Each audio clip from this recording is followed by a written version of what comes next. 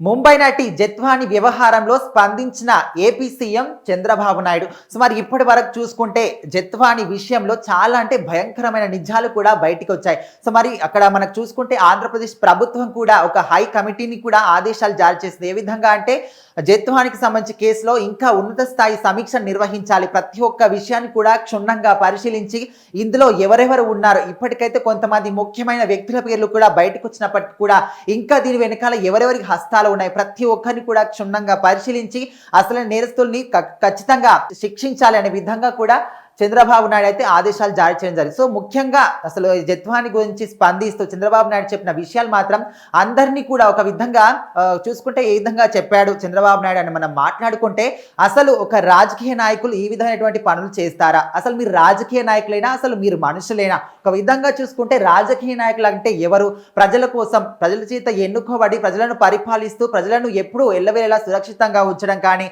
వాళ్ళకి ఎలాంటి సమస్యలు ఉన్న వాటిని తీర్చుతో రాష్ట్ర అభివృద్ధికి తోడ్పడడం, ముఖ్యంగా సమాజం అభివృద్ధి చెందడానికి ప్రజలకు ఎప్పుడు కూడా నిరంతరం సేవ చేయడానికి ఒక రాజకీయ నాయకుడు అంటే ఎల్లవేళలా కూడా వాళ్ళకి సహాయంగా ఉంటారు.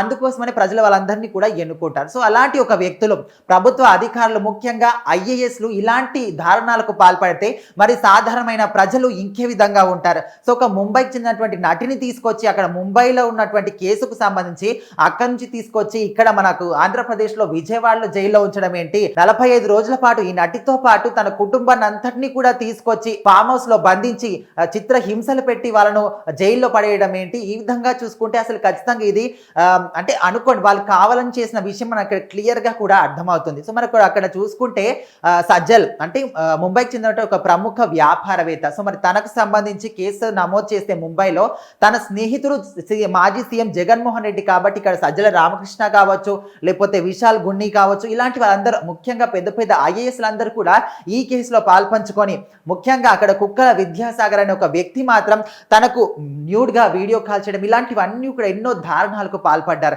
సో మరి ఇప్పుడే చాలా దారుణాలు అంటే ఎవరు కూడా నమ్మలేనటువంటి విజయాలు కూడా ఈమెనే బయట పెట్టింది, నిజాలన్నీ కూడా.